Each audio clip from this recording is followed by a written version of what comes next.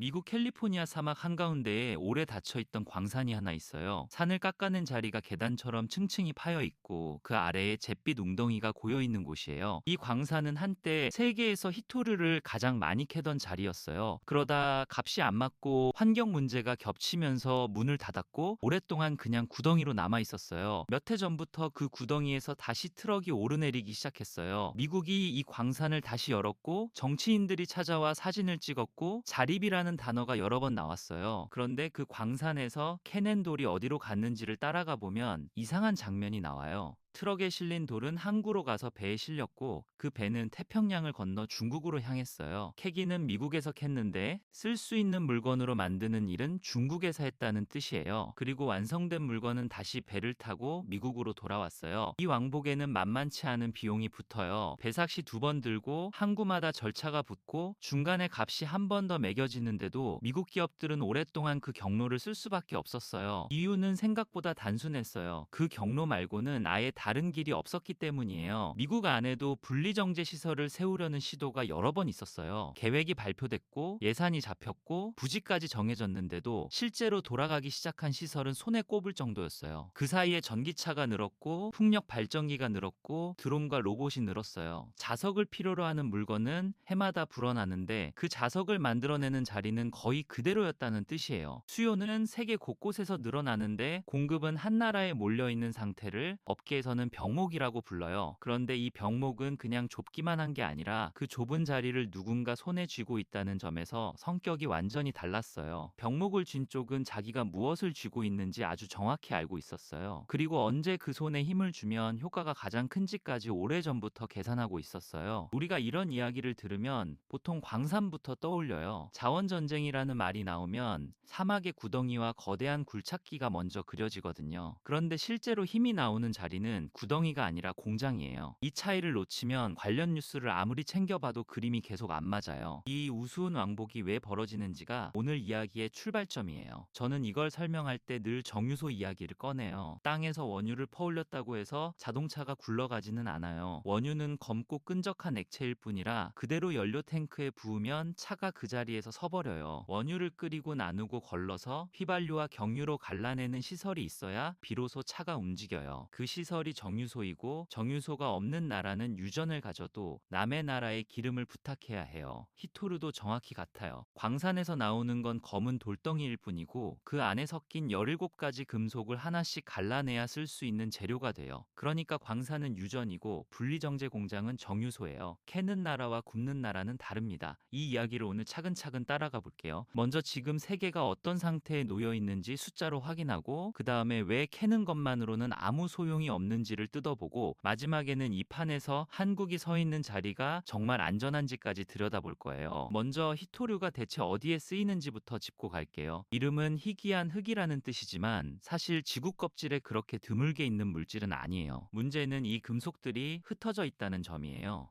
한 군데 뭉쳐있지 않고 다른 광물 사이에 얇게 섞여 있어서 뽑아내는데 돈과 화학약품이 엄청나게 들어가요. 이걸 뽑아내서 무엇을 만드느냐면 자석을 만들어요. 그것도 아주 작고 아주 센 자석이에요. 전기차의 바퀴를 돌리는 모터 안에 이 자석이 들어가고 풍력 발전기의 날개를 돌리는 발전기 안에도 들어가요. 로봇의 관절에도 전투기의 방향타를 움직이는 장치에도 미사일이 목표를 찾아가는 부품에도 들어가요. 말하자면 무언가를 회전시키거나 정밀하게 움직이는 기계 대부분에 이 자석이 숨어 있어요. 자석 하나의 값은 별것 아니지만 그게 없으면 완성차 공장 전체가 멈춰요. 그래서 이 작은 부품은 오래전부터 무기처럼 취급돼 왔어요. 그리고 실제로 무기로 쓰였어요. 이게 얼마나 이상한 구조인지 잠깐 짚고 갈게요. 자동차 한 대에 들어가는 자석의 값은 전체 부품 값에서 아주 작은 몫에 지나지 않아요. 그런데 그 작은 몫이 없으면 나머지 부품이 전부 창고에 쌓여요. 차체도 있고 배터리도 있고 좌석도 있는데 바퀴를 돌릴 모터가 없어서 완성차가 안 나오는 상황이 벌어져요. 산업에서는 이런 부품을 두고 값은 싸지만 대체가 어려운 자리라고 말해요. 그리고 이런 자리가 협상에서는 가장 무서운 자리예요. 값이 비싼 부품은 오히려 대체품을 찾기가 쉬워요. 값이 크니까 여러 회사가 만들려고 달려들고 그러다 보면 선택지가 늘어나거든요. 값이 싼 부품은 반대예요. 만들어봐야 크게 남는 아는 게 없으니 아무도 뛰어들지 않고, 그러다 어느 순간 세상에 만드는 곳이 한두 군데만 남아요. 히토류 자석이 바로 그 길을 걸어왔어요. 값이 안 맞아서 다들 손을 뗐고 남은 한 곳이 결국 세계 전체의 스위치를 쥐게 됐어요. 그러니 이 이야기는 첨단 기술 이야기라기보다는 아무도 하기 싫어하는 일을 누가 계속 붙들고 있었느냐에 대한 이야기에 가까워요. 캐는 나라와 굽는 나라는 다릅니다. 여기서 숫자를 좀 볼게요. 지금 세계의 히토류판이 어떻게 생겼는지를 보여주는 숫자들이에요. 중국은 히토류를 캐는 단계에서도 세계 물량의 절반을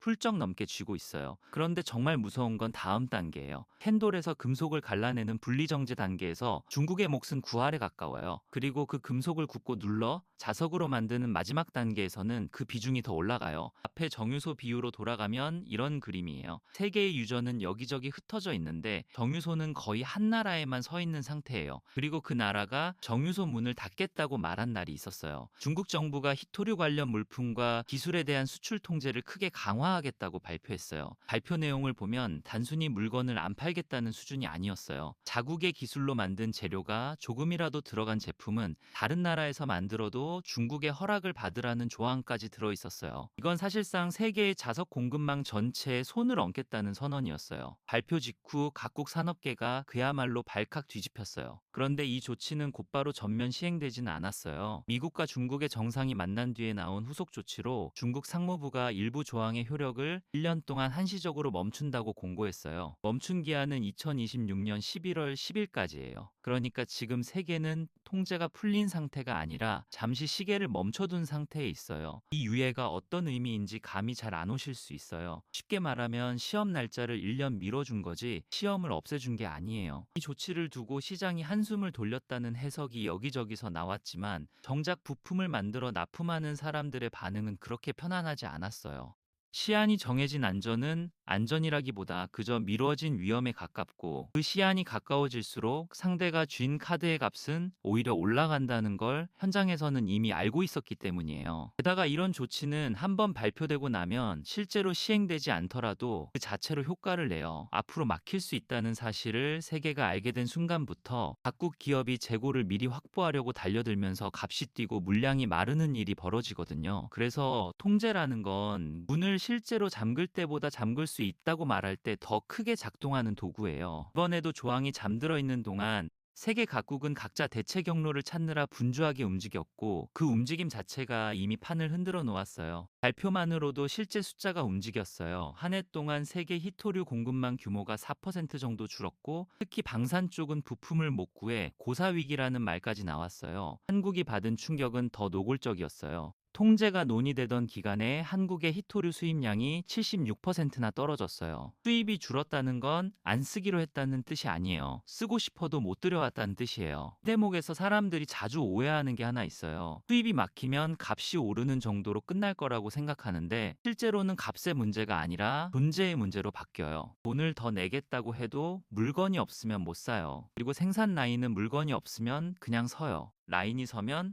그날부터 사람도 놀고 설비도 놀아요. 그런데 임대료와 인건비와 이자는 라인이 서 있든 말든 매달 똑같이 나가요. 그래서 제조업에서 공급이 끊기는 사고는 매출이 줄어드는 사고가 아니라 회사가 버티는 시간이 깎이는 사고예요. 차이를 아는 회사만이 재고를 미리 쌓아요. 그런데 재고를 쌓는데도 돈이 들어요. 창고를 빌려야 하고 재고에 묶인 돈은 다른 데 못 써요. 그러니 어느 회사든 평소에는 재고를 최소로 유지하려고 해요. 그게 효율이라고 배웠고, 실제로 아무 일도 없을 때는 그 방식이 맞거든요. 문제는 아무 일도 없는 시절이 영원하지 않다는 점이에요. 그리고 일이 터지고 나서 재고를 쌓으려고 하면 그때는 이미 아무도 안 팔아요. 그런 상황에서 한국 기업이 내놓은 답이 조금 특이했어요. 캐는 쪽으로 가지 않고 굽는 쪽으로 갔어요. 포스코 인터내셔널은 북미의 글로벌 완성차 기업과 연구자석 공급 계약을 맺었어요. 물량은 7,700톤이고 금액으로는 약 9천억 원 규모로 올해부터 2031년까지 이어지는 계약이에요. 유럽의 프리미엄 완성차 브랜드와도 계약이 성사됐어요. 이쪽은 800톤에 약 2,600억 원 규모이고, 계약이고 기간은 2034년까지로 훨씬 길어요. 두 계약을 합치면 약 1조 1,600억 원이에요. 자석이라는 손바닥만한 부품 하나로 조 단위 계약이 나온다는 게 시장의 성격을 보여줘요. 여기서 한 걸음 더 나갔어요. 포스코 인터내셔널은 미국 현지 기업과 손잡고 미국 안에 분리정제 공장을 짓기로 했어요. 두 회사가 함께 넣는 돈이 2억 달러이고 연간 처리 능력은 6,000톤 규모로 계획돼 있어요. 시범 생산은 2027년 4분기, 정식 양산은 2028년을 목표로 잡았어요. 공장의 설계가 흥미로워요. 원료를 받아 분리하고 정제한 뒤 그 자리에서 자석까지 만들고 공정에서 나오는 폐기물과 수명이 다한 폐자석까지 되살리는 구조예요. 미국 땅에 이런 일관 단지가 세워지는 건 처음이에요. 정유소가 없던 나라에 정유소를 지어주는 일을 유전을 가진 나라가 아니라 제3국 기업이 하고 있는 셈이에요. 캐는 나라와 굽는 나라는 다릅니다. 그리고 지금 굽는 기술을 들고 가는 쪽에 한국 기업의 이름이 올라가 있어요.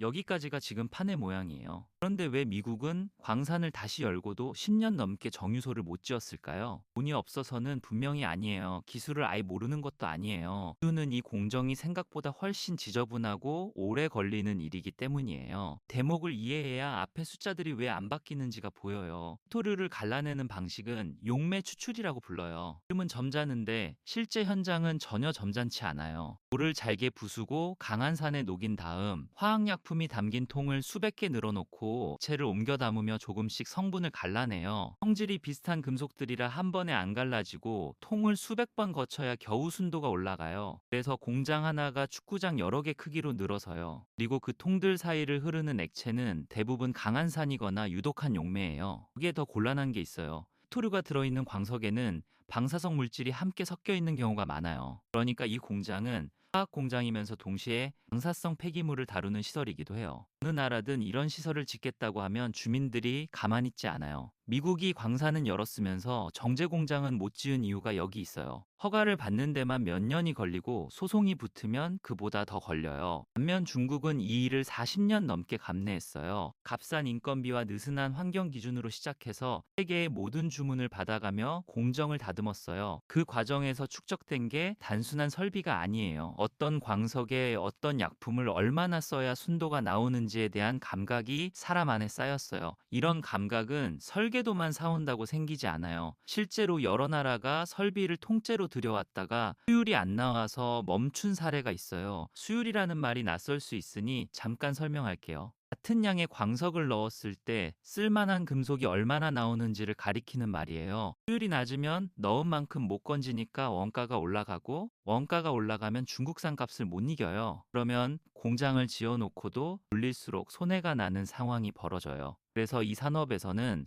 공장을 짓는 것보다 수율을 올리는 게 훨씬 어려운 일로 통해요. 설비는 돈으로 사면 되지만 수율은 시간을 들여야만 올라가거든요. 그 시간을 줄여줄 방법이 사실상 없다는 게 후발주자들의 진짜 고민이에요. 실패를 여러 번 겪어야 감각이 생기는데 실패할 때마다 돈이 나가니까요. 이 대목에서 사람들이 흔히 오해하는 게 하나 있어요. 기술이 어렵다고 하면 대개 아무도 풀지 못한 수수께끼 같은 걸 떠올리는데 산업의 어려움은 그런 종류가 아니에요. 원리는 교과서에 다 나와 있고 논문도 공개돼 있어서 누구나 읽을 수 있지만 정작 그 원리를 같은 결과가 매번 나오는 공정으로 안 치는 일은 읽어서 되는 게 아니라 수없이 돌려보면서 몸으로 익혀야 하는 일이라 시간이 통째로 필요해요. 그래서 이 판에서는 돈이 아무리 많아도 살 수 없는 게 딱 하나 남는데 그게 바로 이미 흘려보낸 시간이에요. 광산 부지는 사면 되고 설비는 주문하면 오지만 지난 40년 동안 매일 통을 들여다보며 쌓인 판단만큼은 어디서도 배송해주지 않거든요. 굳이 비유하자면 간문을 연 식당이 주방 설비를 최고급으로 갖췄다고 해서 30년 된 노포의 국물 맛을 그날부터 내지는 못하는 것과 비슷해요. 재료도 같고 불도 같은데 결과가 다른 이유는 대개 설비가 아니라 손에 있어요. 여기에 사람 문제가 겹쳐요. 공정을 실제로 다뤄본 기술자가 세계적으로 많지 않고 그나마도 대부분 한 나라에 모여 있어요.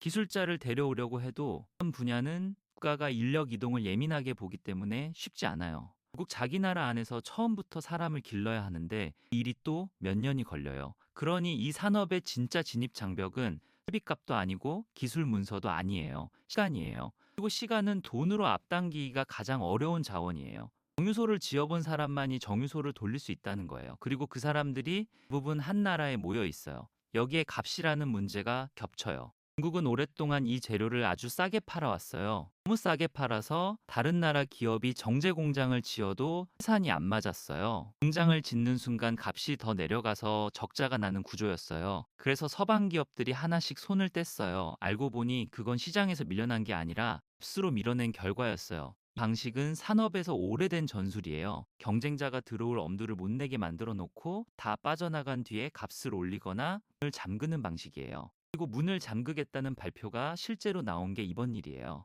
40년에 걸친 전술의 마지막 장면이 이제야 사람들 눈에 보인 셈이에요. 이 전술이 무서운 이유는 어느 단계에서도 불법이 아니었다는 점이에요. 남보다 싸게 파는 것도, 환경 기준을 자기 나라 사정에 맞춰 정하는 것도, 외국 산업을 키우려고 보조금을 주는 것도 그 나라 안에서는 다 정상적인 정책이었어요. 그러니 상대가 잘못했다고 지적할 대목이 마땅치 않았어요. 그저 우리가 편한 쪽을 골랐고 상대는 불편한 쪽을 40년 동안 붙들고 있었을 뿐이에요. 산업의 판이 뒤집힐 때는 대체로 이런 방식이었어요. 요란한 사건이 아니라 아무도 하기 싫어하는 일을 누군가 묵묵히 계속하다가 어느 날 그 일이 세상에서 유일해지는 방식이에요. 조선업도 그랬고 배터리도 그랬고 지금은 자석에서 같은 일이 벌어지고 있어요. 그리고 이 순서를 알고 나면 지금 우리가 붙들고 있는 지저분한 일들이 다르게 보이기 시작해요. 그럼 한국 기업은 어떻게 이 판에 끼어들 수 있었을까요? 여기에는 조금 다른 사정이 있어요. 한국은 애초에 광산을 노리지 않았어요. 대신 자석을 만드는 공정,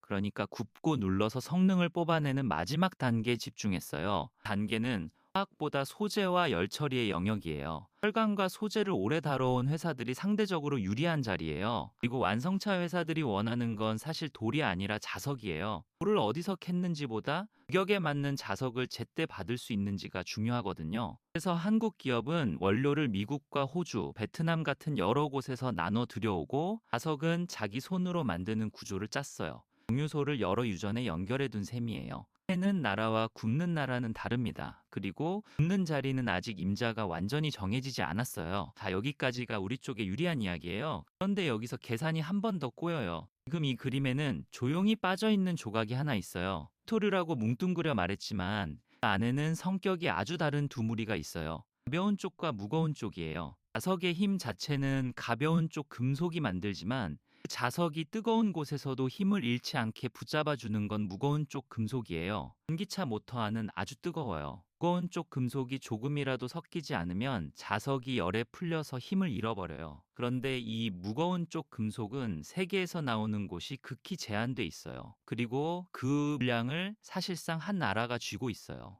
무슨 뜻이냐면 우리가 자석을 굽는 정유소를 지어도 그 안에 넣을 첨가제는 여전히 남의 창고에서 꺼내와야 한다는 거예요. 은 우리가 짓는데 소금은 남이 쥐고 있는 셈이에요. 그래서 이번 유해 조치가 그렇게 반가운 소식만은 아니에요. 유해는 우리가 얻어낸 게 아니라 다른 두 나라가 만나서 정한 결과예요. 우리가 앉지 않은 자리에서 산업의 시간표가 정해졌다는 뜻이에요. 그리고 그 시간표는 1년짜리예요. 1년 동안 무엇을 해두느냐가 다음 국면을 정해요. 그런데 공장이라는 건 1년 만에 안 서요. 앞서 말한 미국 현지 공장도 시범 생산이 내년 말이고 정식 양산은 그 다음 해예요. 해가 끝나는 시점과 공장이 돌기 시작하는 시점 사이에 빈 구간이 생겨요. 구간에 무슨 일이 벌어질지는 아무도 몰라요. 다만 지난번 발표 때 우리 힘량이 어떻게 됐는지는 이미 봤어요. 그리고 이 빈 구간의 성격을 조금 더 정확히 볼 필요가 있어요. 공장이 서기 전까지 우리가 쓰는 자석은 꼭 지금까지 쓰던 경로로 들어와야 하는데 경로가 바로 지금 흔들리고 있는 그 경로거든요. 그러니까 지금 발표되는 투자 소식들은 앞으로의 안전을 말해주지 오늘의 안전을 말해주지는 않아요. 뉴스에서 조단위 계약과 공장 착공 소식이 나올 때 우리가 이미 안전해졌다고 느끼기 쉬운데 실제로 물건이 나오기까지는 몇 해가 더 걸려요. 차를 착각하면 판단이 어긋나요. 계약서에 도장을 찍은 날과 첫 제품이 나오는 날 사이에 무슨 일이 벌어질지가 사실 가장 위험한 구간이에요. 더 서늘한 건 우리 산업의 아래쪽이에요. 자석을 쓰는 큰 회사는 재고를 쌓아둘 여력이 있지만 그 아래에서 부품을 만드는 중소기업은 그럴 여력이 없어요. 큰 회사가 몇 달을 버티는 동안 작은 회사는 몇 주 만에 멈춰요. 그리고 작은 회사가 멈추면 결국 큰 회사도 따라 멈춰요. 이 구조는 지난 몇 해 사이에 이미 여러 번 확인됐어요. 소수 때도 그랬고 반도체용 재료 때도 그랬어요. 그때 우리가 무엇을 배웠는지 잠깐 돌아볼 만해요. 소수 사태에서 드러난 건 값이 아주 싼 물건일수록 오히려 공급이 한 곳에 몰려 있다는 사실이었어요. 싸구려 물건이라 아무도 관심을 안 뒀고 그래서 어디서 오는지도 몰랐어요. 그러다 트럭이 멈추고 나서야 그 액체가 어디서 오는지 온 나라가 알게 됐어요. 반도체용 재료 때는 조금 달랐어요. 그쪽은 애초에 중요한 재료라는 걸 다들 알고 있었는데도 채할 곳을 미리 만들어두지는 않았어요. 알면서도 준비를 못한 이유는 그 값 때문이었어요. 제 공급처는 대체로 더 비싸고 평소에는 그 차액이 낭비처럼 보이거든요. 그래서 회사도 정부도 평소에는 그 낭비를 감당하지 않으려고 해요. 그러다 사고가 나면 차액의 몇십 배를 한꺼번에 치러요. 그걸 두고 보험이라는 말을 쓰기도 해요. 평소에 조금씩 손해를 감수해둬야 큰 사고가 났을 때 안 무너진다는 뜻이에요. 그런데 보험이라는 건 사고가 안 나면 늘 아까워 보여요. 그래서 몇 해 조용하면 어김없이 다시 줄이자는 이야기가 나와요. 때마다 우리는 대책을 만들었고 시간이 지나면 관심이 식었어요. 그리고 다음 품목에서 같은 일이 반복됐어요. 정작 무서운 건 통제 그 자체가 아니라 이 반복이에요. 키는 나라와 굽는 나라는 다릅니다. 그리고 있는 나라와 준비하는 나라도 다릅니다. 여기까지 보고 나면 이 사건을 어떻게 읽어야 할지가 조금 달라져요. 이런 일을 한 문장으로 줄이면 이렇게 돼요. 땅에서 무엇이 나오느냐보다 그걸 쓸 수 있는 물건으로 바꾸는 시설을 누가 가졌느냐가 힘이 됐어요. 이건 히토르만의 이야기가 아니에요. 곡물도 원유도 심지어 반도체용 재료도 같은 문법으로 움직여요. 그럼 우리는 여기서 무엇을 봐야 할까요? 저는 세 가지를 봐요. 첫째는 우리가 지금 어느 단계에 서 있는지예요. 우리는 캐는 나라가 아니라 굽는 나라이고 굽는 자리는 값을 더 받는 자리예요. 둘째는 그 자리를 지키려면 무엇이 필요한가예요. 굽는 기술만으로는 부족하고 그 재료를 여러 곳에서 구해둬야 해요. 셋째는 시간이에요. 유예된 시간표 안에 우리가 무엇을 세워두느냐가 다음 판을 정해요. 그럼 이 세 가지를 다 갖추면 안전해질까요? 솔직히 말하면 완전히 안전해지지는 않아요. 자원의 세계에서 완전한 자립이라는 건 거의 없거든요. 할 수 있는 건 한 곳이 막혔을 때 무너지지 않을 만큼의 여유를 만들어 두는 정도예요. 그 여유는 어떻게 만들어질까요? 도를 쌓는 것도 방법이고 거래처를 늘리는 것도 방법이에요. 근데 가장 확실한 방법은 따로 있어요. 남이 우리 것 없이는 못 만드는 무언가를 우리가 쥐고 있는 거예요. 이 말이 조금 거창하게 들릴 수 있는데 사실 아주 현실적인 이야기예요. 국제관계에서 어떤 나라가 다른 나라를 배려하는 순간은 채로 그 나라가 아쉬울 때가 아니라 상대가 아쉬울 때거든요. 그래서 자원이 없는 나라가 살아남는 방법은 자원을 갖는 게 아니라 자원을 가진 쪽이 우리를 필요로 하게 만드는 거예요. 제가 지난 수십 년 동안 해온 일이 정확히 그거였어요. 김 한 방울 안 나는 나라가 정유소를 세계에서 손꼽히는 규모로 지었고 소방석이 안 나는 나라가 제철소를 세웠고 부자재가 없는 나라가 소재를 만들어 팔았어요. 자석 이야기도 그 목록에 새로 얹히는 항목이에요. 이 방식이 언제까지 통할까요? 하지 않게 되는 날은 우리가 만드는 걸 다른 나라도 똑같이 만들 수 있게 되는 날이에요. 나를 늦추는 방법은 하나뿐이에요. 따라오는 속도보다 우리가 앞으로 나가는 속도를 조금이라도 더 빠르게 유지하는 거예요. 지금 완성차 회사들이 우리 자석을 계약한 이유가 정확히 그거예요. 혹시 싸서가 아니라 다른 선택지가 마땅치 않기 때문이에요. 이 자리는 얼마나 오래 갈까요? 여기에 대해서는 솔직히 낙관만 하기 어려워요. 지금 여러 나라가 같은 자리를 노리고 움직이고 있어요. 또 자기 대륙 안에 정제시설을 세우겠다고 했고, 일본도 오래전부터 조용히 준비해 왔어요. 그리고 자석을 아예 안 쓰는 모터를 만들려는 시도도 계속되고 있어요. 성능이 조금 떨어져도 재료를 남의 손에 안 맡길 수 있다면 그 길을 택하는 회사가 나올 수 있거든요. 아니, 지금의 계약들이 영원한 보증서는 아니에요. 단 그 계약이 우리에게 벌어준 시간은 분명히 있어요. 그 시간을 어디에 쓰느냐가 결국 다음 판을 정해요. 지금 번 돈으로 설비를 늘릴지 원료를 확보할지 쌈을 기를지를 정해야 하는 시기예요. 굽는 나라와 굽는 나라는 다릅니다. 그리고 지금 잘 되는 나라와 다음에도 잘 될 나라도 다릅니다. 아니, 지금 필요한 건 자립이라는 구호가 아니라 자리 잡기예요. 정유소가 문을 닫아도 새가 우리를 찾아야 하는 이유를 하나씩 늘려가는 일이에요. 마지막으로 하나만 짚고 갈게요. 이런 일에서 미국이 크게 잘못한 게 있을까요? 미국은 광산을 열었고 돈도 넣었어요. 단 가장 지저분하고 오래 걸리는 중간 단계를 남에게 맡겨두고 40년을 보냈을 뿐이에요. 편한 자리만 고르다 보면 언젠가 목이 잡힌다는 것. 그게 이야기의 교훈이에요. 그리고 그 교훈은 우리에게도 그대로 해당돼요. 정리하면 이래요. 광산을 여는 건 뉴스가 되지만 판을 바꾸는 건 그 뒤에 서는 공장이에요. 굽는 나라와 굽는 나라는 다릅니다. 지금 우리는 굽는 쪽에 서 있고 그 자리를 지키려면 앞으로 몇 년이 중요해요. 이 이야기가 도움이 되셨다면 끝까지 봐주셔서 고맙습니다. 다음에는 이 자석이 실제로 어떤 공정을 거쳐 만들어지는지 그 공정에서 누가 돈을 버는지를 더 자세히 들여다볼게요.